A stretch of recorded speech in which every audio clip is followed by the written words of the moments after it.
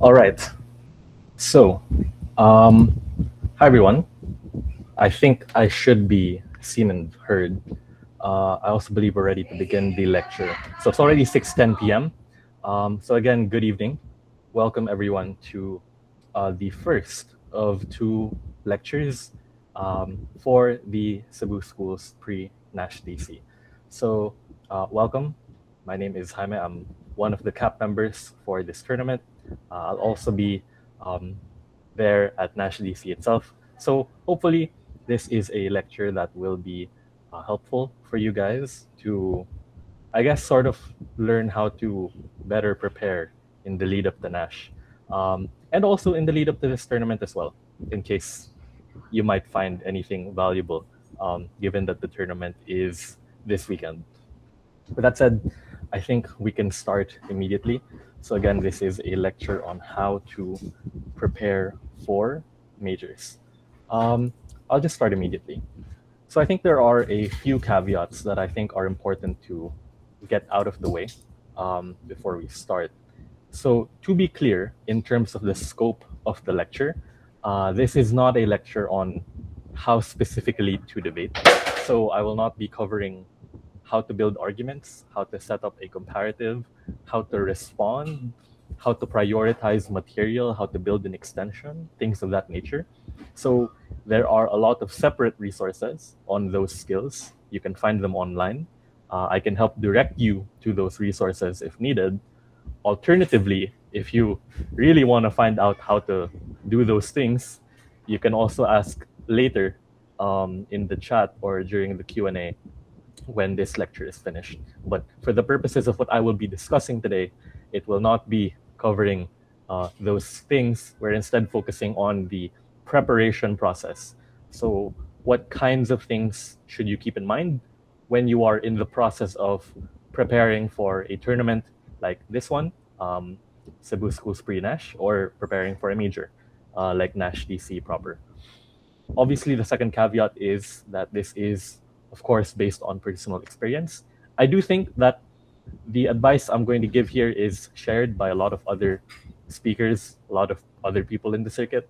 But again, this is very personal to, I guess, my own style of how I prepare. So feel free to take what works and abandon any ideas you feel are not helpful or conducive to your own preparation. With that said, I think we can go a bit more into the outline of what we're talking about. To be clear, I do think there will be three main ideas I'll be discussing for today. First, on team chemistry, second, on reviewing the toolbox, and third and last, on mindset and mental. So we'll dive into these one by one. We'll start first with team chemistry. So, starting off with team chemistry, what do I mean by this? I think it sounds quite obvious that chemistry is very important in the lead up to a major or when debating any major, to be fair. But I also think that for some of you, you may or may not be attending tournaments for the first time, like in general, or alternatively, this might be your first time attending a tournament with a new set of teammates who you may or may not have interacted with before. I know in my personal experience, I've had many different debate partners across many years. The partners I had in one debate major are very different from partners in another. So it can be a very different process preparing for each different major. And so it's very easy to be in a situation where chemistry has not yet been fully established. So this is your mandatory reminder that if you have not done so yet, it's really important to communicate and build chemistry with your teammates. By chemistry, I'm referring to, ideas like the following. Do you agree on what arguments to prioritize responding to? So, for instance, you hear one principal argument, you hear another pragmatic argument, you hear an argument about the environment, and then an extension about feminism. Do you know in the team what arguments you all agree should be responded to first? Or is that uh, a spontaneous decision made by whip or deputy? Alternatively, Is there a mutual understanding within your team of how best you should approach building principles? I know that, when you have prepared for a lot of tournaments, you kind of have some expectation that people build principles the same way, but of course, that's not true, right? Maybe my idea of how to build a principle, maybe using a lot of thought experiments, a lot of analogies, is very different from your style of building a principle, which is based on a very analytical foundation, establishing clear premises before starting any sort of illustration, right? Alternatively, number three, is there an agreement on who will raise POIs if two people are raising their hands at the same time? So remember, guys, POIs very important in determining extremely close calls. Not all POIs are built the same. Some POIs are more effective than others. So imagine you're in a situation where your opponent agrees to accept the POI. Two people in a team are raising one, but one person has a clearly more effective POI than the other person, but there's no communication about what exactly will be raised in the round, and there's no communication about who will be raising the POI. So, of course, if you notice, if the team is not on the same page, a lot of miscommunication can build up. And especially in very close rounds that you will inevitably find yourselves in, it can be very costly. So I do think it is important to build consensus and agreement on how everyone debates, how everyone sees debating, how everyone builds arguments, how everyone uh, prepares during prep time, for instance. And of course, I say that it's also important to just have personal relationships with your teammates to get along. Hopefully, ideally, you are friends. If that cannot happen, at least you are friendly enough with each other, right? Because, if you guys aren't friends yet, or, if you're not comfortable being around each other, then inevitably, if and when you guys do face losses or challenges, then losing with someone you're not friends with can really lower everyone's mood. So it does really help to try and at least find some common ground with your teammates. Try to bond with them if you can. I'm just assuming you're not already friends, because I do think there will be at least some of you who will be in those positions. But ideally, you're all friends, so this is not an issue. So again, yes, if you haven't already, try to develop good relationships with your teammates outside of debating. Again, this builds trust and it also avoids micromanaging behavior. I think the tendency for people in debate to, be extremely bossy and tell people what to do is usually a product of not trusting people or not understanding how exactly they're going to build an argument, or what exactly you don't trust what they're going to say. So I do think it's important to build that trust of, here is how we're all in agreement of how to build arguments. We know what we're all doing here. You can trust us to fulfill our respective roles and avoid that kind of conflict from worsening in the future. Additionally, I do think it's also very helpful to communicate a lot, to set expectations and agree on defined roles during case building or during the round to make the team more efficient. So obviously, what roles you want in your team can and will vary based on the team dynamics. No team is alike. Like even different world champions have extremely different dynamics between the partnerships of different individuals. So I will not prescribe static set 3 roles that must always be followed, but I can list some common roles that I think members should agree on, who will contribute to filling up. And of course, these roles are not mutually exclusive. I think multiple people can handle the same role, but it's good to have some agreement over who is doing what, so that you guys can try to be a bit more efficient when you're prepping.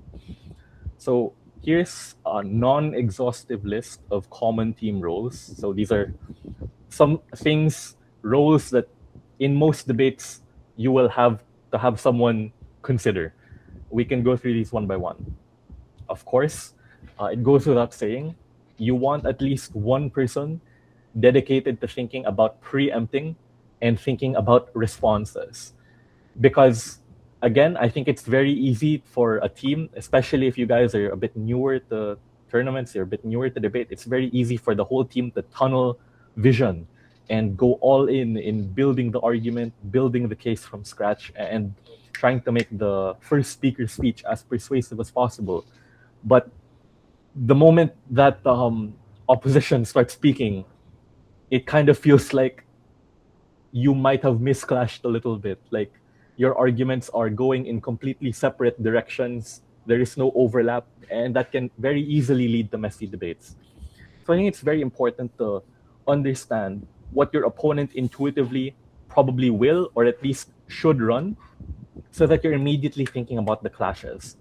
You know what you should expect to have to compare your ideas against, and you can preempt those ideas. You can think of responses to them immediately, so you don't have to think of responses in the middle of the round. In fact, you can, if you want, it is a valid strategy to take what you think your opponent will run and then just flip that as an argument. So you can go fully aggressive and go on the attack immediately at Prime Minister if you so wish. These are different ideas. I'm just giving you guys ideas for what to consider, what to think about. But it is important to think about preempting and responding during prep time.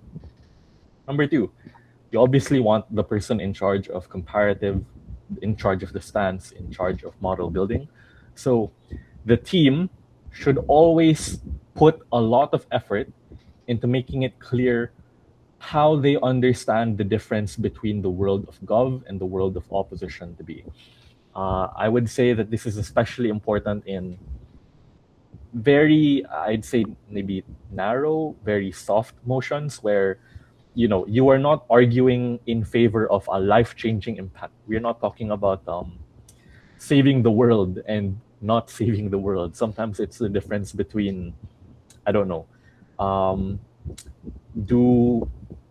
I guess artists have ownership over their art. What is the difference? There probably will be art in both worlds, whether or not artists take ownership of art. But what exactly changes when ownership changes as well? There has to be some explicit understanding of what that difference is. You guys have to be thinking about what the comparative is. Again, very important, because a lot of arguments will inevitably be based on your comparative.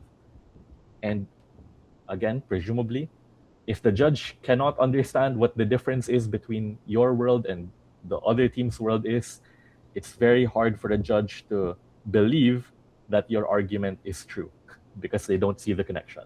So comparatives are very much important in prep. Someone, if not multiple people, should always be thinking about making clear the comparative, the stance, or the model. Obviously, you need people to think of the argument and building the argument, giving the analysis for it, giving the premises, explaining the impact and conclusion. This is fairly self-explanatory. I'm hoping I don't need to go too much into that. Of course, you also want someone to think about POI raising. So again, referring to the example I gave earlier, who will you guys default to trusting when it comes to thinking about and raising POIs? So do you think there's someone in the team who is, I guess, a bit more constructive, a bit more strategic when thinking about POIs? Just have some way of communicating who to trust or who to build the POIs, especially amongst yourselves as a team. Lastly, I think it's also important to have some kind of agreement of how to discuss or facilitate the discussion during prep. So to be clear, this doesn't have to be just one person, but this is something that everyone has to be mindful of, especially in cases where prep time gets very messy. The case build goes all over the place. There is no agreement over what we should be saying first, who should be saying what direction the case should be going in the first place. Someone should be willing to intervene in cases where things feel very messy and just say, guys, we have to agree. What is our model? What is our impact? What is our argument? What is our response to this argument from op if they run it? things of that nature. You have to be willing to cut back, don't interrupt each other, and be willing to go through the preparation process step by step. I'm specifically referring to like case build and prep time. And again, I also think here it's very important to communicate about your personal preparation and your personal speech style. So, for instance, again, I won't repeat myself, but you can read the questions written on the slides. How do you guys build arguments? How do you structure responses? Do we build arguments the same way, or am I expecting my teammate to build arguments the same way I would without communicating how I actually expect the argument to be built? So these kinds of details, how do we prioritize material? We have finished building 3 different arguments at the end of 20 minutes. Which argument goes first? Which argument do we save for later? These kinds of things should very much be sorted out. And even logistical things like, do we start discussing the motion immediately, or do you need a few minutes to think silently about the motion so you can better understand how you feel about it or what you think? Again, logistical issues, speech style, preparation style. You have to be very transparent so that the team can build a plan based on your unique strengths and weaknesses. So again, this leads to the next bullet point.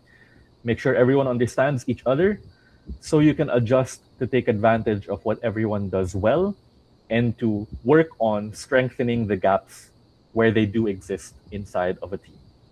Identifying, obviously it goes without saying, identifying problems in the teamwork, identifying problems in case building, identifying problems in communication is a lot easier when you do a lot of rounds or a lot of case builds together. So if you're not sure what the team is lacking, you're not sure where the team is inefficient, you're not sure where the team is struggling, then try to do some rounds. Try to do some spars, organize debates with others. Or if you can't do that, at least try to organize case builds with each other, where you just prepare a motion on your own. And then at the end of prep time, ask yourselves, were we as efficient as we could have been? Were we talking over each other a bit too much? Were we prioritizing the wrong kind of argument? Were we building the argument in a way that was unstrategic? Those kinds of questions or those kinds of insights can only be found if you practice together a lot. And so obviously the advice is to practice together a lot. Okay, so that ends the section on team chemistry. Again, I know this is sounds very obvious to you guys. Of course, teammates should get along, but it goes without saying, it is worth mentioning why it's important and in what ways you can improve team chemistry. With that said, I think we can move on to the toolbox or the more analytical part of, I guess, how to prepare for a major. So what am I trying to say here? Again, we've identified every team will have its own unique set of strengths and weaknesses. It is important to identify what your own strengths and weaknesses are. Is it matter loading? Do you feel like you are struggling when it comes to motions about feminism, motions about the environment, motions about Southeast Asia, motions about China?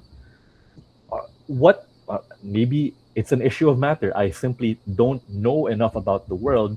I feel very intimidated when I see concepts relating to IR, relating to econ, relating to art, relating to some kind of motion set, religion, for instance. Worth asking yourself that question.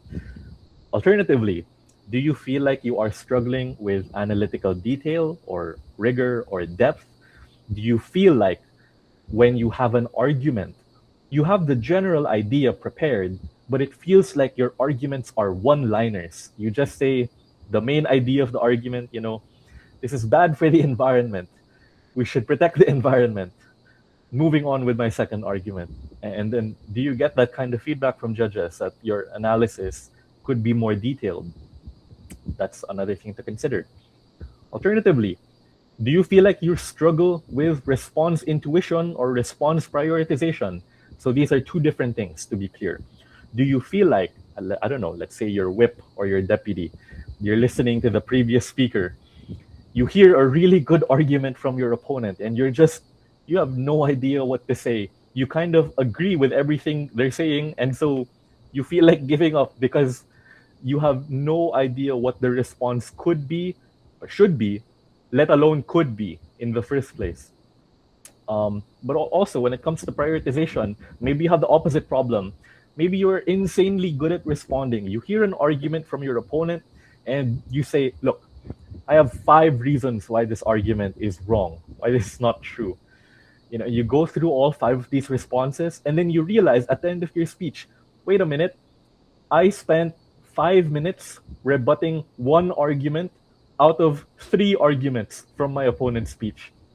I need to be able to choose just one response and cut down the material so that I can get on with my speech and present more important material later. Again, just ask yourself this question: does this apply to you? Alternatively, I guess this especially applies to people who are more novices or less experienced in debate. Do you feel like you struggle with your presentation skills? Do you feel when you speak in a debate, when you give a speech, your volume is too soft? People cannot hear you. You feel like you're not using a lot of rhetoric very well. You feel like a very, well, I don't want to say boring, but I would say overly analytical speaker because you feel like you're not hitting the emotional beats of the ideas that you're presenting to the audience. You feel like you're just not confident in what you're saying. Do you feel like at the end of 30 minutes of prep time, you look at your notes and you say, this is no good. And then you feel less confident about what you're about to say, and you feel like giving up before you've even started, right? Alternatively, even time management could be an issue that falls here. Do you feel like either you're struggling to hit 7 minutes, or you're struggling to keep a speech within 7 minutes because you have too many things to say? Again, ask yourself if that applies to you. And also, just I guess a side note on note taking as well. Do you feel like you struggle a bit because if you're first speaker, you spend all of prep time writing an entire script with your hand, and your hand is cramping at the end of 30 minutes of prep time, and you feel like if your opponent says something slightly different than what you're prepared for, then your script no longer applies, and you have no more time to adjust your paper, your notes, because you wrote down a script instead of a guideline for what to say. All of these are potential issues that you may or may not be struggling with, but you have to be specific in knowing what part of debating, what skill set in debating you are struggling with, and what skill set you would like to try and improve. This is very important because I think it's very easy, especially if you're in high school or you're less experienced. It's very easy to say, man, I want to improve in debate. I want to train. I'm going to get better. I'm going to do 10 rounds this week. I'm going to do 5 case builds. And then at the end, I'm going to be winning every round in NASHDC, or winning every round in, Cebu schools pre-NASHDC. And you realize you have no idea what you're doing. It's very easy to fall into that trap because you might be training a lot, you might be working very hard, but the way you are training is not as strategic as it could be. So I'm going to jump a little bit to the last bullet point. Based on what you believe your current situation as a team is at the moment, what you feel you need to work on, your corresponding training plan may vary widely. But what's important from this slide, at the very least, is that when you do train, you have to be training with a plan. You have to have some clear idea of what skills specifically you would like to improve, so that you have a baseline of knowing, okay, have I improved these skills at the end of my training? Again, because you cannot otherwise know whether you've improved or not based off of speaks or tournament results. Or at least it's very hard to do that unless you specify things a little bit more. I think it's also very important, and here I'll deal with the second bullet point here. It's very important for every team to have very clear goals and expectations for themselves, because I think not everyone is the biggest hustler in debate. Not everyone can dedicate 5 hours a day to debating, building a case file, building a matter file, doing all of the steps needed to train very rigorously. And that's okay. That's perfectly fine. It's normal to have other hobbies outside of debating. But you have to have some understanding, mutual understanding in the team of what your goals are. Is your goal just to break? If you break and then lose in the first out round, are you happy with that? That's fine, by the way. No judgment. Very valid goal, especially if you're newer. But your training plan, if your goal is just to break, is very different than your training plan if your goal is to win the tournament, right? Because those are very different thresholds that you'll need to meet in terms of intensity and the time dedication needed to allot hours to training properly.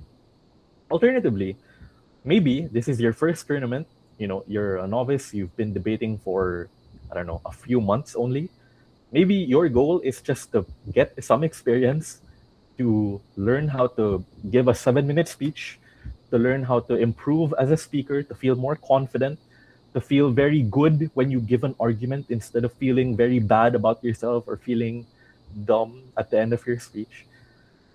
That's also valid, but there has to be some consensus, some clear agreement about what those goals are within the team, especially because some teammates can have very different goals for themselves, right?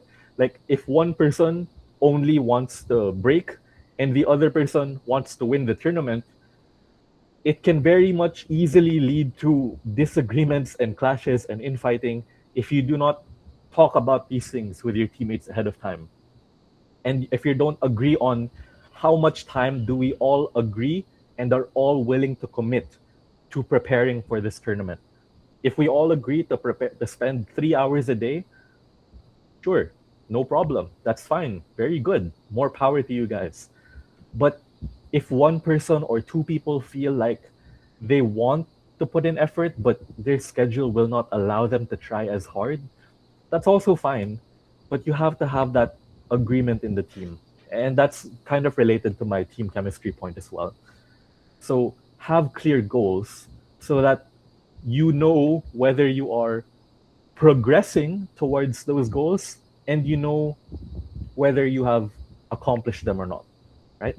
Very important to know. So I'd say it's also, in addition to this, it's very important. I guess this is more of a practical tip. It's very important to refine your team's prep method. So I think in terms of team chemistry, it's important for you guys to have a uniform, almost universal set or list of steps that everyone will go through during prep time, so that regardless of what motion you might encounter, your team will know what to do because you can just follow the steps that helped you do well in your previous rounds. So for instance, you see a debate, it's very complicated, you have no idea what the matter is supposed to be about, you have no idea what this country is, you didn't even know this was a country that existed, you didn't know what this ethnic group was going through, that's fine.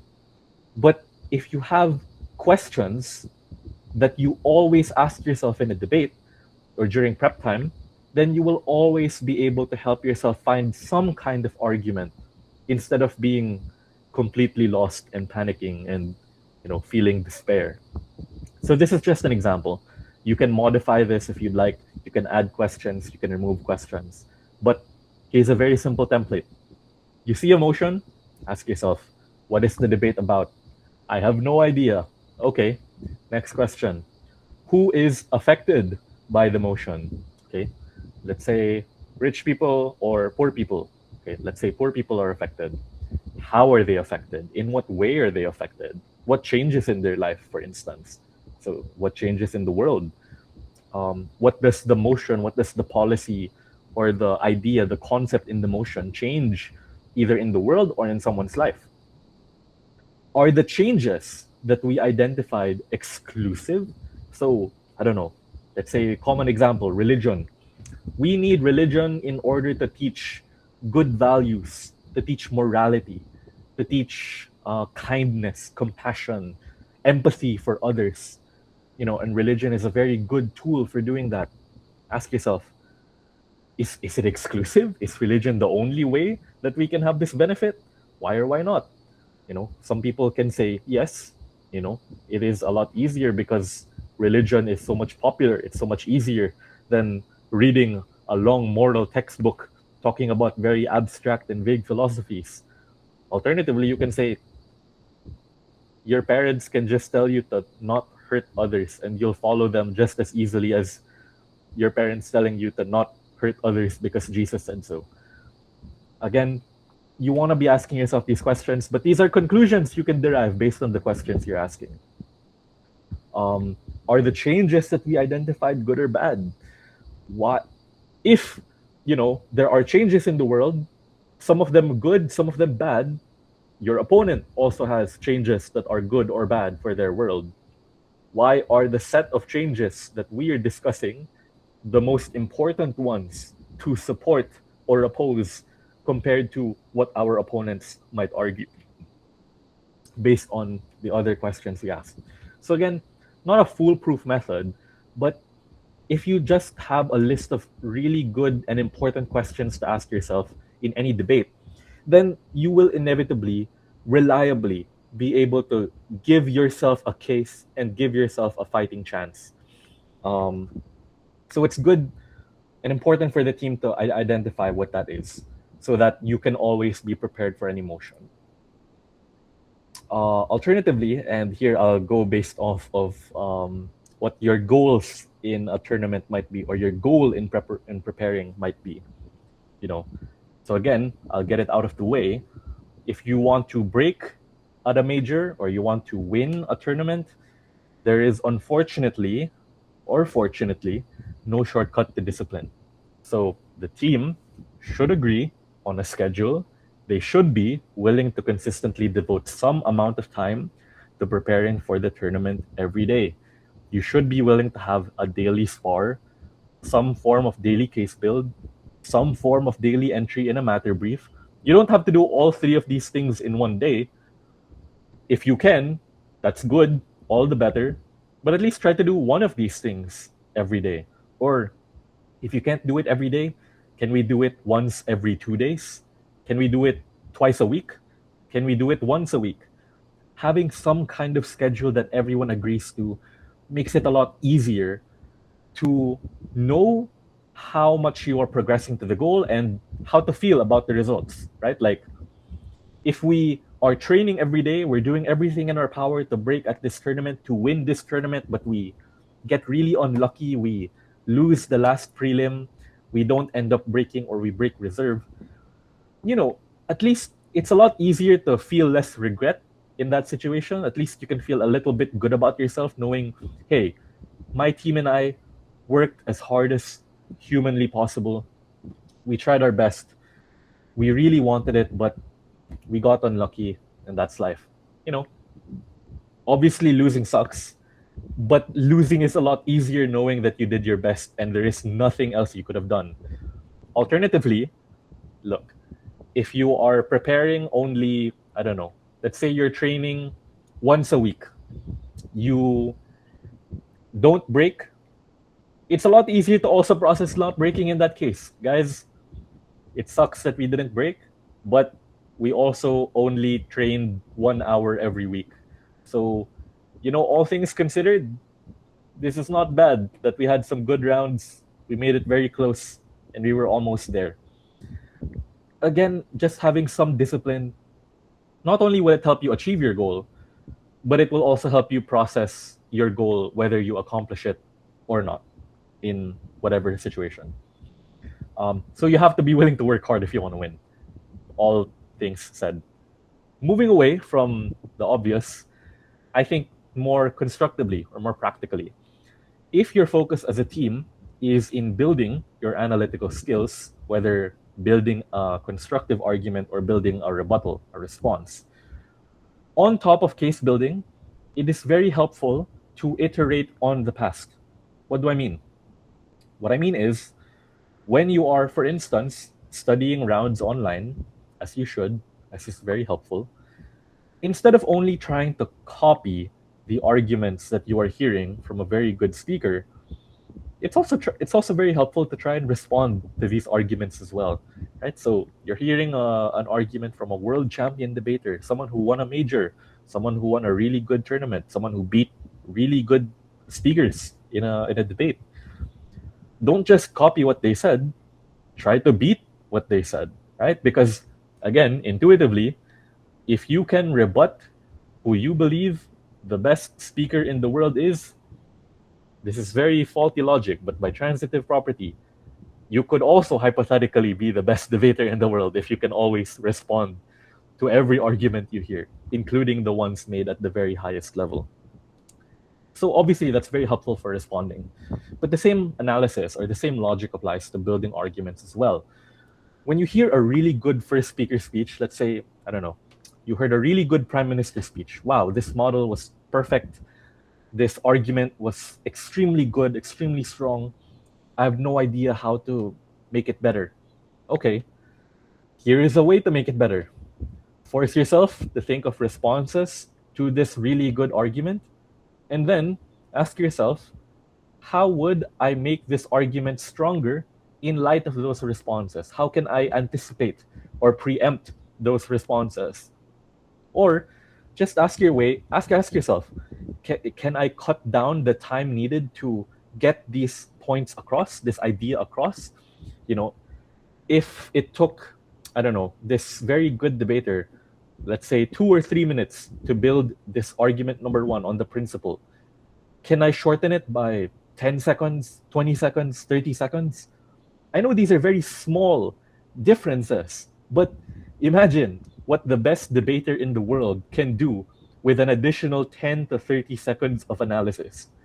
So these small things add up, and you want to be looking for those small differences, those small corners you can cut while still maintaining the main idea of an argument. So I think this is a very practical way of helping improve your analytical skill set.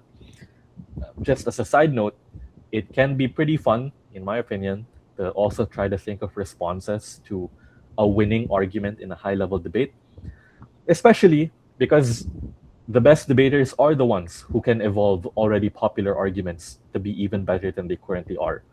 To be very clear, if you watch a very high-level debate online that was published in the last year, the arguments you will hear in these debates will be very different from the arguments you will hear from 10, 20 years ago. Because what we did in between is we took what used to be extremely high-level arguments from 2015, 2016, we made them really common. Everyone knows how to say these arguments, and we improved on them. We found out ways to make them more persuasive, make them more impactful, make them more time efficient. And the best debaters improved those arguments, and that's how they ended up getting their edge in the past few years, more or less. So that's the key to building your analytical skills. Alternatively, you guys might also find this important. If you feel that your team struggles with matter and therefore you want to focus your preparation on improving your matter portfolio, I would encourage you to be a bit more strategic in how you approach matter loading or matter filing. What I mean by that is, try to focus more on understanding concepts and trends rather than memorizing very specific trivia-like information. So, for instance, exploring what factors lead to different outcomes can help you build a more generalizable base of information. So a set of information that you can use for many different motions, because the common pitfall when math reloading is you spend so many hours researching a topic, researching an event, researching an issue, and then none of it pops up in a debate. None of it pops up in the tournament. You spent, I don't know, let's say, let's say you spent 1 hour reading about the Hambantota port in Sri Lanka, which is the port that China very famously financed for the Belt and Road Initiative. And Sri Lanka could not pay back the loan that they took in order to build the port. And so China took ownership of the port away from Sri Lanka. I believe the lease was for 99 years that China owns the port based in another country. So let's say you spend an hour learning about that. And none of the motions in NASHDC or none of the motions in this next tournament are about it. You might think to yourself, wow, what a waste of time. And that would be a valid complaint. I know that I have felt very similarly about other things I have gone very deep into studying in the past. So to avoid this issue, it's very helpful to understand more general concepts or identify trends or events that you think are happening not just in one situation, but are happening in many different situations aside from the one specific case study. So, for instance, you might want to ask yourself, what exactly is the collective action problem? How do states navigate the issue of having a situation where everyone would be better off if they work together to achieve this goal, but people have individual selfish interests that stop them from wanting to work together and being more selfish, and that encourage them to be selfish instead of sharing with other people? How do different states or different societies deal with this collective action problem? Because the collective action problem, it's not just true for one situation, it is applicable in many different situations outside of whatever specific issue you might find on the news. Alternatively, here's another example. Researching the importance of antitrust laws. Okay, it's good to know what an antitrust law is in general. For those who are not aware, an antitrust law is basically a law that protects market competition in an economy, preventing the rise of monopolies, making sure that competition is fair between different businesses and that they're not working together to take advantage of the public, that we're avoiding collusion. So why do these laws exist? So this is not just true for antitrust laws. You want to ask yourself, if you see any kind of law, ask yourself, why does it exist? In the case of antitrust, you want to prevent monopoly. Why is it important to prevent monopoly? Here are the reasons why. How do antitrust laws prevent monopoly? Here are the mechanisms. So obviously, very good to know antitrust law in general, but the way you make it generalizable is you try to ask yourself this kind of question. In what industries have antitrust laws been very effective in regulating competition? You can look at it in terms of looking at the healthcare industry. You can look at it in the oil industry, even energy. You can look at how the United States broke up Standard Oil in I believe it was the 1800s, and they broke up John D. Rockefeller's monopoly into 36 different smaller oil companies, and that allowed the energy industry in America to prosper. Or you can even look at like big tech, how antitrust have tried to stop monopolies in Microsoft, monopolies in Google, monopolies in Amazon, for instance. So just knowing how this concept of antitrust, how it doesn't just apply to one set of issues, but it can apply to many different sets of issues, that's how you build a very generalizable base of information that you can use for many different kinds of motions. Alternatively, here's another thing. So third bullet point, this is what we call the Thucydides trap. Some people call it Thucydides. I call it Thucydides. So Thucydides is arguably, if I remember correctly, he was a philosopher in ancient Greece, evidently from his name. But I believe he was also the first historian that is recognized by a lot of academics because he recorded the events of the Peloponnesian War between Athens and Sparta. So the Thucydides trap basically says, this is just a short matter lecture.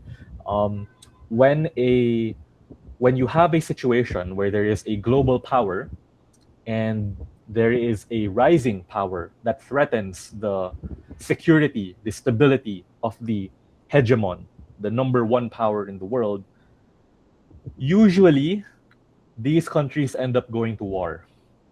So you can trace the trend in history. Athens and Sparta was the first case study of this, but you can look at many major wars happening, going on. Um, World War, well, for instance, you can look at the Revolutionary War, or even you can look at there was the war between America and Britain, where America was newly independent from England, and Britain decided to retaliate. They waged war because they felt insecure as a result. You can even refer to, let's say, the hegemony of France, the Napoleonic Wars, how France react, or how Europe, the rest of Europe reacted to the rise of Napoleon. You can even look at it, and this is the modern day equivalent, how the United States is reacting to the rise of China. So the controversy here is China and America are trying to avoid getting into conflict, but history has shown that many states feel the need to enter into a conflict. So when you learn about the concept like this, you want to ask, why? Why do emerging states and powerful states feel the need to fight each other? Why is it not possible for them to live peacefully or coexist? Or if it is possible to live peacefully and coexist, how does that happen? How can we ensure that we prevent all out conflict or even a cold war between major powers in international affairs? So just, another question to ponder on. Alternatively, let's look at a more general concept like revolution. We're talking about political revolutions here. So like toppling a regime instead of industrial revolution. My question is, if I see this concept of revolution, I'm asking, in what situations do revolutions succeed? And in what situations do revolutions fail? So for instance, here is, I guess, another mini matter lecture. If you look at the Arab Spring in the early 2010s, when you had many countries in the Middle East undergoing democratic revolutions, or at least attempts at instituting democratic reform using a revolution, some of these revolutions were successful. You can look at, I believe, if I'm not mistaken, you can correct me on this if I'm wrong, I believe the case of Egypt was a very successful case. So Egypt was able to transition into a lot more of a democratic country. They were able to kick out their authoritarian leader, and they're able to transition into having relatively stronger institutions, more accountable institutions. But if you'll notice, the Arab Spring was not successful in every country in the Middle East. Why? You can look at Iran. There were also attempts at having a political revolution in Iran in 2010, but as you may well be aware, they were not successful. Why were they not successful? So what is the difference between a country like Egypt and a country like Iran? Why could a revolution exist in one country but not in the other? Maybe it has to do with the political culture of a country. Maybe the soldiers in the IRGC, the Iran Revolutionary Guard Corps in Iran, maybe they're more, how do I say this? They were raised in a culture that is more tolerant of political violence, in a culture that is more loyal to the authoritarian based on ideological lines like religion, whereas the military, in the case of Egypt, instead of being ideologically loyal to the authoritarian, they were instead loyal to the promise of wealth the promise of money, the promise of influence. And when they saw that wealth, power, and influence were no longer at their fingertips, they had no ideological foundations to back up on.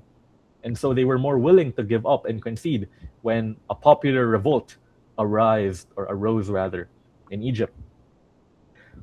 For your information, that is a hypothesis, but also that is like a real theory based off of a paper published in academia. But so actually, it does help to read academic papers to answer some of these questions you might have. That's another way of matter loading if you feel in the mood. But you do want to ask yourself these questions, and at least if you cannot think of an academic answer to it with a well-researched answer to it, you can at least come up with your own explanation, which is good to do ahead of time. Because if you do it during prep time, you will have a lot less time to flesh out your idea. And again, we'll just do this for the other ideas here, but I'll try to do it a bit quickly. With something like animal rights, you have to ask the question, you do not want to be surprised by an animal rights motion. Why do animal rights exist? What even are animal rights in the first place? How do different societies treat animals, and how do different societies justify their treatment of animals?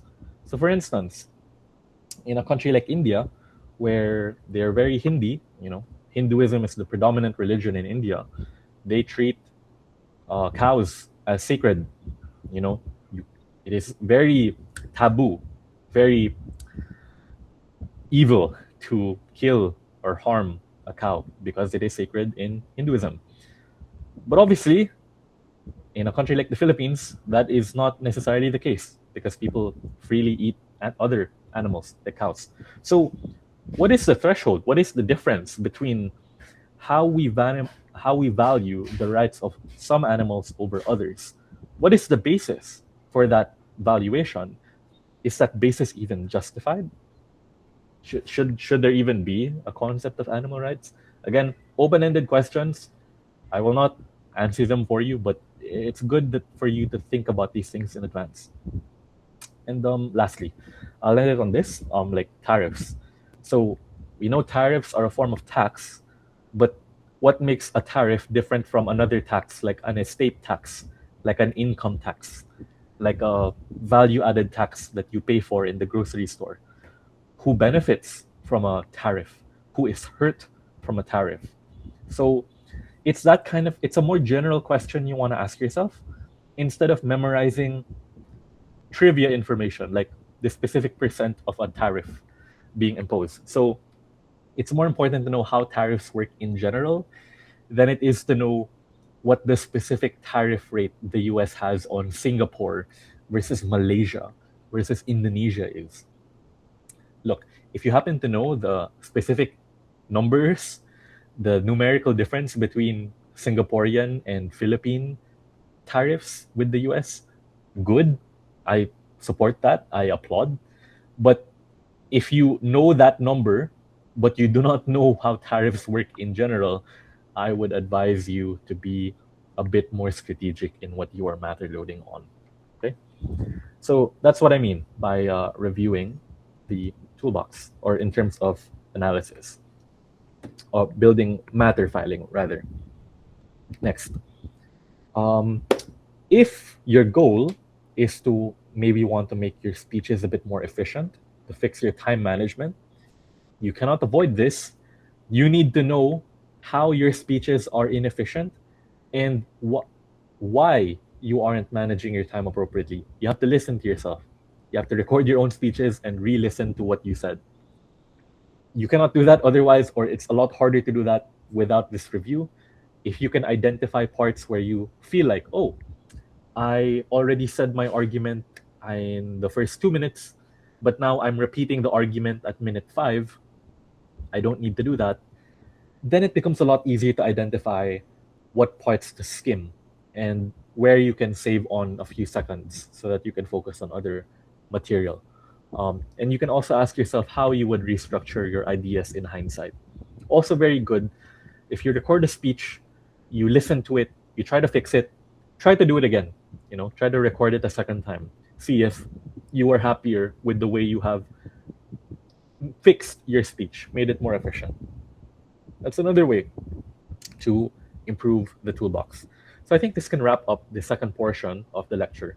So these are just some ideas for how to build your analytical debate skills for the tournament proper.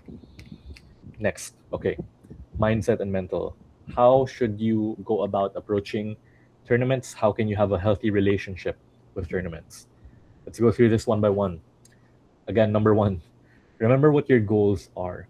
If everyone agrees that they just want to focus on improving as speakers, like you're very new to this, you're not really expecting yourself to break, you're not expecting to win the competition, you just want to make better arguments at the end compared to when you started, then do not focus too much on what the results are.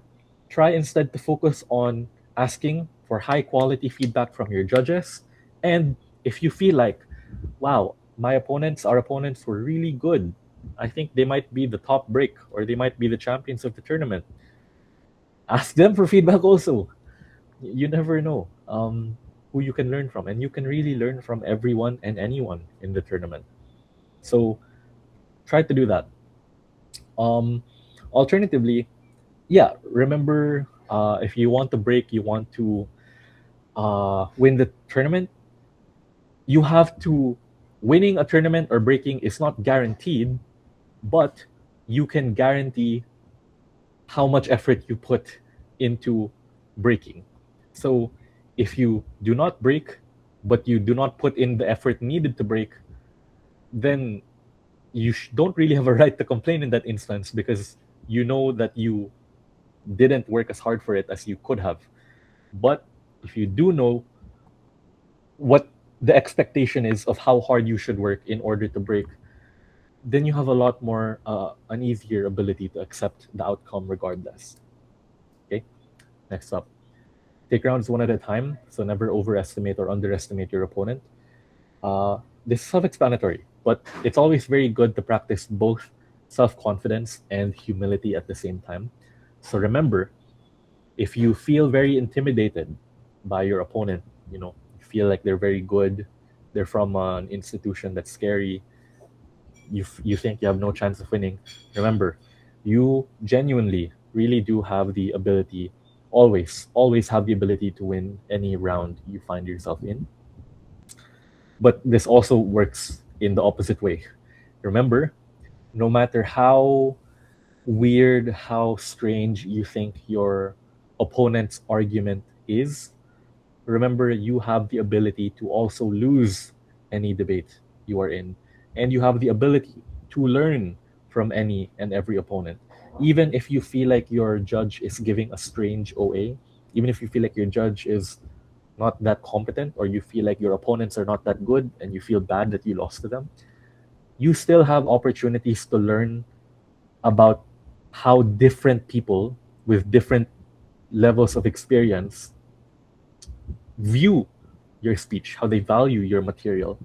And so knowing how different people judge, whether you think they are the most competent judge or not, is helpful for letting you know how to adjust or adapt to different audiences, which is a natural part of the speech and competition process. Also, just for a mental side, do not, or try to avoid dwelling too much on past results. So if you have one bad round, you feel like you sold the ball, or you dropped the ball rather, you feel like you completely gave up, you had no idea what to say, you embarrassed yourself, don't overthink it. Just because you have one bad round doesn't mean you are bad at debate. And look, even if you feel like you do poorly for an entire tournament, that does not mean you will do poorly for every tournament in the future. I've definitely had tournaments where I performed extremely poorly, where I didn't even finish the tournament. I dropped out of prelim rounds. The speeches were not good at all. We were losing to teams who we felt were not very competitive in a major. And obviously those things happen naturally. But Just because they happen, it does not mean that your identity is that of a bad speaker, that you are not learning. It is always possible to learn. It's always possible to be better. Don't overthink the results of one round. Even your favorite speaker, your favorite coach, your favorite debater, they will have rounds that they are embarrassed about. They have rounds where you would be shocked to know that they lost, or they made this argument, or they had no idea what they were doing or what they were saying. Everyone has it. Don't overthink it. Focus on the next round always.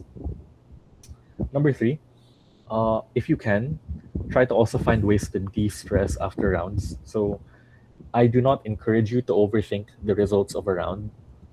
You definitely can do that, but also remember, like, thinking about a round, thinking about speaking, thinking about a case is very mentally taxing. And if you do that like for a whole day, you can easily burn yourself out. So if you feel like you're getting tired thinking about motions, you're getting tired thinking about your speech, you don't have to. And I would encourage you to not do that and reset your mental health, like reset your mental. Do whatever you think you need to do, whatever helps you de-stress. You can listen to music if you'd like. I have friends who take naps during competitions so that they can sleep the stress away. Some people watch like brain rot. They watch YouTube. They scroll TikTok. That's also perfectly fine. Do what you think works for you in different circumstances. Okay. All right. Next, I would also say, do not worry about what is outside of your control. So what I mean by this is, obviously, sometimes, and this goes both ways, teams can get really lucky or unlucky. The results of a round can very well depend on many, near infinite number of factors. It can depend on your position, whether you're gover up. Sometimes, yeah, okay, gover up. It can depend on your opponents. Sometimes you're fighting like the best speaker in the world, and other people are not fighting the best speaker in the world. It can depend on your judges. Sometimes you're being judged by Cap. Sometimes you're being judged by the best judge of the tournament. Other times you're being judged by someone who is attending their first tournament as a judge. It happens. And it can even come down to how far your room is. Maybe I couldn't build my second argument properly because I had to walk 10 minutes to my room instead of debating in convening, like this other team that got really lucky and could just debate without needing to walk outside of the room. Like, yes, it can very much suck to lose a debate that you totally would have nailed if you were on the opposing bench, but you weren't on the opposing bench this time. And these circumstances are true for nearly every team in every round of a tournament. You really genuinely cannot control it. No one can control it. It's really a part of life. Debate is way too random in some respects to overthink the results. What you can do instead, however, is focus on taking away what you can from a round and applying those insights, those lessons to succeeding ones. So, if you learned some niche matter on a very specific topic, make sure you never forget it. The only way that the round where you learned some niche matter on some country, the only way that goes to waste is if you don't take it to heart, you don't remember it for next time, you let yourself forget it. Alternatively, try to figure out how best to prioritize responses from around, given that you didn't prioritize responses as efficiently as you could have. Or maybe you realize, oh man, during this debate I spent 1 minute answering the POI when I should have instead used that minute to build my argument. Try to find and identify what those takeaway lessons are and try your best to implement them in the next round. That is genuinely the most and the best you can hope for, especially in a hobby, in a sport as chaotic, as abstract and complex as what we do in debate is. So I'd say In general, improvement is often more about the process than the outcome. Your speaker score and round results, to an extent, are very arbitrary. Sometimes judges can give higher speaks just because a debater is very well known. Obviously, they shouldn't, but it is an internal bias that other people are just not able to control. We can't help it. However, you can often feel when you are learning things. So you feel when you are learning new matter that can be generalized across motions. You feel like you are learning when you can respond to this new kind of argument that you had no idea how to respond to before, etc. So winning in debates are not guaranteed. It is not guaranteed. Remember, in a big tournament, any tournament really, let's say you will have dozens of teams attending, potentially hundreds of speakers attending a tournament. And usually, in every tournament, there is only one team that wins, unless you have multiple categories. But if there's only one category, usually only one team wins, everyone else loses. So, with those statistics in mind, it's not helpful to think of winning as a guarantee because statistically it is not. Even the best debaters in the world have probably lost way more tournaments than they have won. But so winning is not guaranteed, but improvement can be guaranteed if you have the right mindset to learning, to focusing on identifying what you can take away from every motion, taking away from every round, um, and making sure that you do not forget the lessons you have learned in this particular round. That is the best way you can control and make sure you are always better than you were in the last round. That's the promise you should try to make yourself when you are doing these rounds and trying to prepare. Okay, so some last few notes. So number one, this is a bit more of a practical logistical tip. I'm sure you get this from others, but I will also remind everyone here. Please try to get good sleep and eat well. Pulling all-nighters, cramming information before a tournament, often just adds a lot of stress and it adds a lot of information you will probably forget almost immediately anyway. I know this from experience, not just my own experience, but the experience of many people around me who've tried the same thing and all agree later on it really was not worth it. Uh, and also do try to eat. It's very, and drink water. So remember, drink water. I would say probably the most important alongside sleep. Remember, our brains are like majority water. If you are dehydrated, you cannot think properly. So your brain needs water to think properly. So please drink something. That's very important. Also, number two, and this is more of a suggestion, but highly encouraged suggestion. If you can, try to have fun and befriend the people you meet where possible. So I can safely assure you that most of the best speakers will probably not remember the arguments they ran in preliminary rounds that happened years ago. I can tell you now, I have also been to NASHDC. Many years ago, I attended NASHDC. If you ask me what my cases were or what the motions were that I debated on in my NASHDC, I will not be able to recall that information. I will have to open the tab to remember. But a lot of people, especially people who've been debating for a long time, they will remember and think fondly of the people they met and had fun with over the course of the competition because friendships often outlast a lot of the competitions. Competitions last a few days, friendships last hopefully a lot longer than that. So try to meet other people, get to know them, especially your fellow competitors. I think to help you along this process, remember everyone attending a major like Nash DC is expectedly pretty nervous. A lot of those nerves can be managed better. You feel a bit less nervous if you know you have some friends who can cheer you on, or alternatively, even if let's say you're knocked out, unfortunately you aren't debating in the out rounds, but if you have friends you can cheer for, It makes the experience a lot more worthwhile. You can share the fun and joy. You can also share the stress and pressure with different people. It makes the process a lot easier compared to if you are alone in a tournament. So do try to befriend people where possible. I will encourage that. I believe that is the last part of, I guess, the substantive part of the lecture.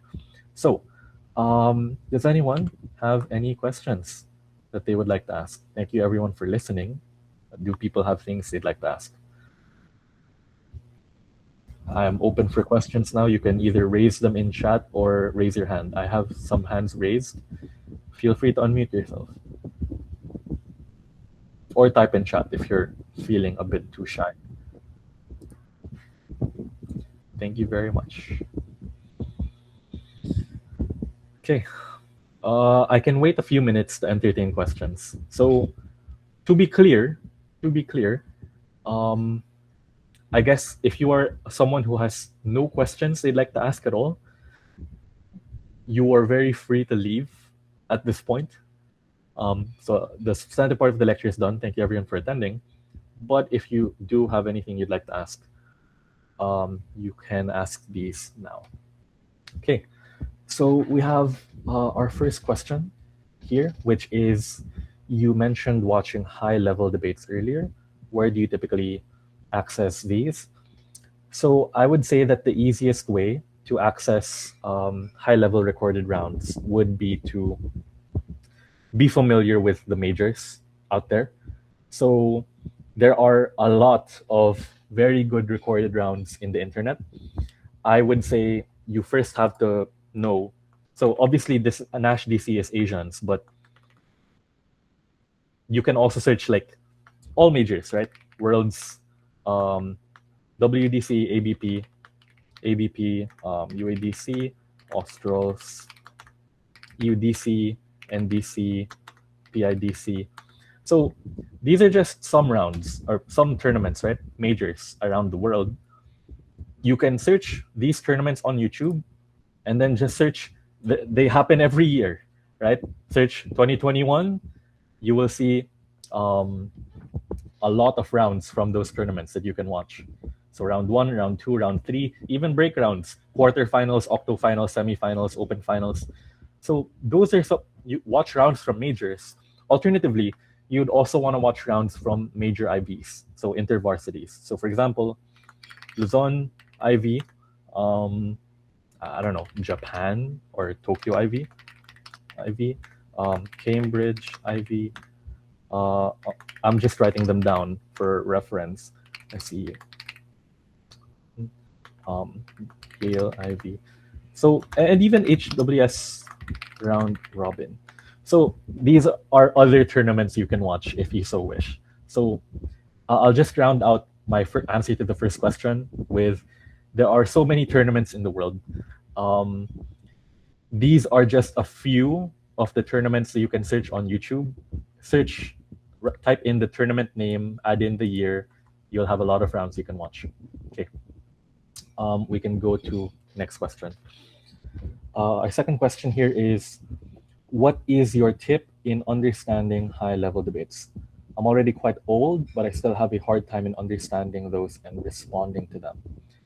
Okay, so I would say that, okay, I would like to clarify what this question is about. Whether you are literally trying to understand, like comprehend the idea that is being said, or if you're trying to clarify how to strategize or how to choose an argument or how to build an argument in a, okay, understand their cases. So I would say that, okay, well, my disclaimer is, I do think in most cases, if you are listening to a high-level debate and they are not making sense to you, they might not be as good as you believe them to be, because I do think it is kind of the obligation of the best debaters in the world to, and this is an observation, the best speakers in the world often do try to simplify their speeches. so that they are as comprehensible as possible. But the more practical tip I can give is you have to break down a case. You have to ask yourself the main question of what is the burden the team is, what is the burden of the team? Meaning, what is the team trying to prove? Ask yourself that. What is the team trying to prove? And then you ask yourself the question of how are they proving this argument to be true? So, number one, what is the, I'll type this in chat for everyone's reference. What is the team's burden? What do they need to prove to win the debate? Or alternatively, they say their burden out loud. What do they claim they will prove in order to win the debate? And then number two, how do teams try to fulfill their burden? How do they prove the idea they say is important to winning the debate? And why is this idea question the most important in choosing a winner for the round? So I would say if you're listening to a round, you're not sure how to comprehend a case from a team, try to at least ask yourself those questions, because that essentially is what a team is trying to do. When you hear a case from a team, let's say, I don't know, they want to prove that whatever their policy is, let's say it's a policy debate, we want to implement a policy. Our burden in this debate is to prove, number one, the policy is effective, because if it's not effective, then there's no point in implementing it. Number two, our burden is also to prove that the policy is legitimate, meaning even if the policy does not work, we have a moral or principal obligation to pursue or implement this policy because it is morally consistent with what we value as a nation, what we value as a society, or what we value as humans. So that's a very basic oversimplified example, right? But teams, especially at the high level, are trying to do some variation of what I just said. And so if you can try to identify how they do that in their respective speeches, you will have a much easier time comprehending what their case is about in the first place. I hope that answers the question. Yeah. Okay. I'll move on. Okay.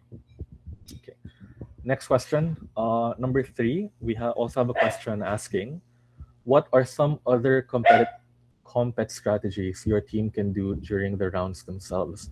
So I would like to ask if this question can be a bit more specific, because in a round, you can be doing a lot of strategies for different things. A strategy for making an argument, strategy for responding, strategy for listening, strategy for POIs, strategy for adjusting.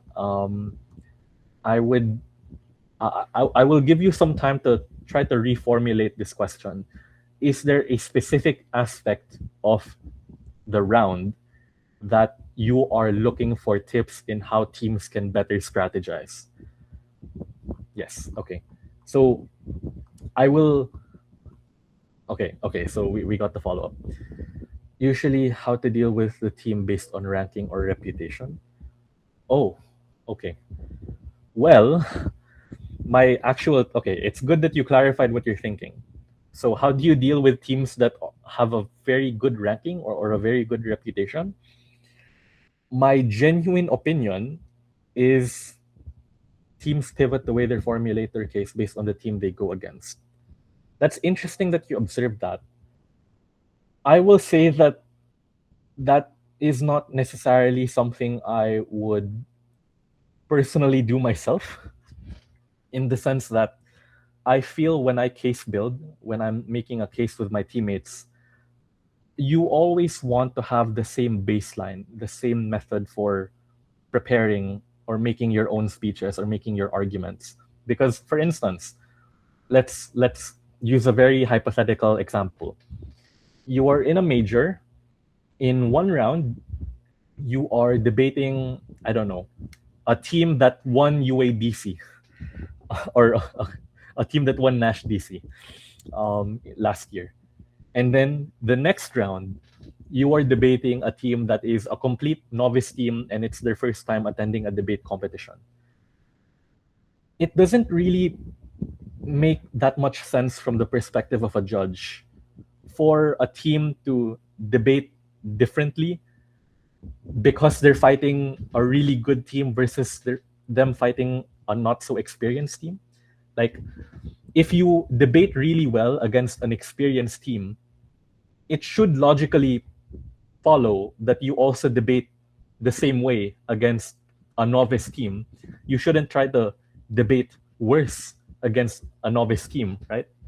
The logic also works the same way, the opposite way. If you are trying to beat a novice team, why would you change your strategy for beating an advanced team if you believe you are making the most important arguments or the most strategic arguments already? This is a very long-winded way of me saying, so the summary of the point I'm making here is, if you listen to the best teams in the world, like, I don't know, listen to a team in UADC, listen to a team in Australs, or listen to a team in PIDC, or even in NASHDC, listen to any of the top teams in these tournaments, you will notice they kind of debate the same way every round. They don't really adjust based on their opponent. They will adjust based on the argument of their opponent. So I want to be clear here. They do adjust, but they don't adjust to who their opponent is. They don't adjust to the identity of their opponent. They adjust to the argument of their opponent.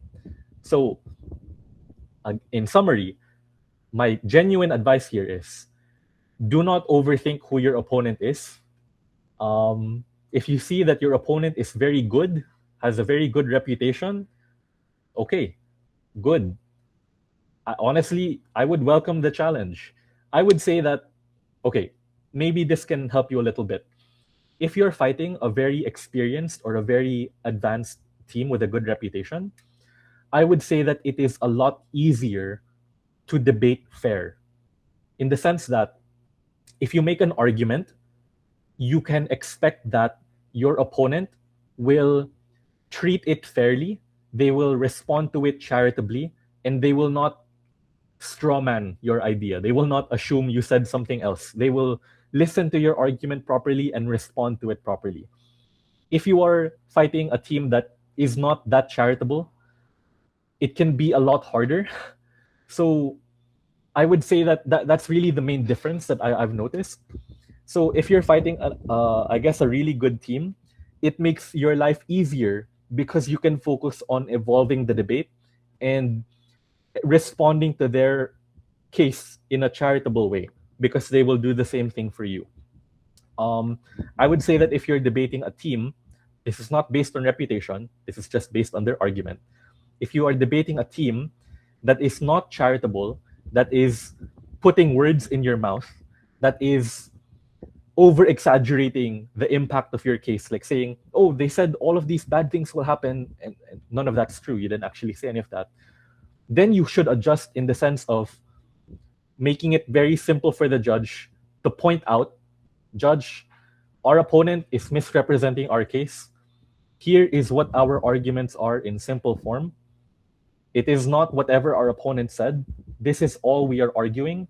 They have an obligation to respond to this main idea. And that's the way I would adjust based off of who you're fighting. You do not need to make that adjustment if you're fighting a good team. Not that often, because the good team will be charitable in the first place. But if a team is not that charitable, then that would be my advice. I hope that answers your question. Maybe it's not the answer you're expecting, but genuinely, I don't. In my experience, I've done so many tournaments. I've not found it helpful to adjust based off of your opponent. You always give your best, no matter if you're fighting a world champion or a novice. Always give your best. And improving in debate is about improving your floor, your baseline for how good your average speech is against anyone, potentially. Okay. I'll move forward. I think we have one more question, unless anyone wants to ask anything else last minute. Um, okay, mentioned. Okay, we have one question, one raised hand, but I'll answer the third question first. Um, you mentioned multiple things to do during prep time. How do we utilize in a way that we can apply all the strategies you recommended? Well, um, the honest answer here, you might not like to hear this, is there, unfortunately, again, as I mentioned earlier, there is no shortcut. There is no shortcut to being able to apply all of this advice overnight, right? So, for instance, I have been debating for a long time. I mean, I gave my first speech in 2017. So, these are, I would say, skills I developed over many years of going to competitions, giving speeches, doing case builds. I remember asking my coaches before, don't worry, I understand where this question is coming from. I also used to ask my question, I used to ask my coaches, how do you guys naturally do all of this advice you're teaching me? Because it feels like you're using so much input, you're getting so much insights, and you're just naturally applying it without thinking. And that's kind of the thing. The way you learn to apply all of this without thinking is by doing a lot of rounds. So I have done so many rounds where I have intentionally tried to implement these ideas one at a time, at least one at a time, okay? You don't have to apply all of it in one round in your next round. If you feel not confident, try to do one at a time. For this round, we will focus on this tip. In this next round, I want to focus on this second tip.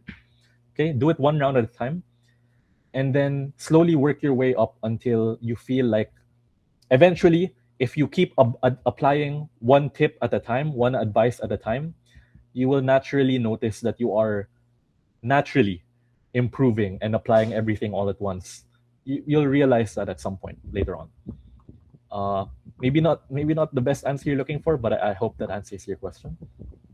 Uh, yes. Okay. So again, the tip is one at a time. So if I understand it feels overwhelming, it definitely can be overwhelming. But if you break everything down into very small steps to do per debate, it can be a lot easier to manage. Okay. Did we have any other question that people wanted to ask? I think we had a raised hand a while ago. Yes, please. Feel free to Hello. share. No worries. I was to ask this question earlier, but I couldn't find my mic, and it's a bit of a uh, like a problem from personal experience talaga, and it's a current problem that I'm still facing now. So, what do you call this? I'm preparing for BP season in a few months, and my partner and I actually he was supposed to go with me here, but he got busy. A problem that often happens during prep time is that I give like an idea of like what I'm going to say, and then it ends up getting cannibalized by his my kasi I'm DPM and my Okay. partner plays PM, and he ends up like cannibalizing what I was supposed to say. So often, like whenever I get speaks, I get told that my speech feels reminiscent of his, and I don't know what to do because obviously I'm not gonna gatekeep my arguments from him because it's important and he needs to build a setup and a case for it as well, and we have to be on the same page. But I generally don't know what to do because yeah, that's basically the problem.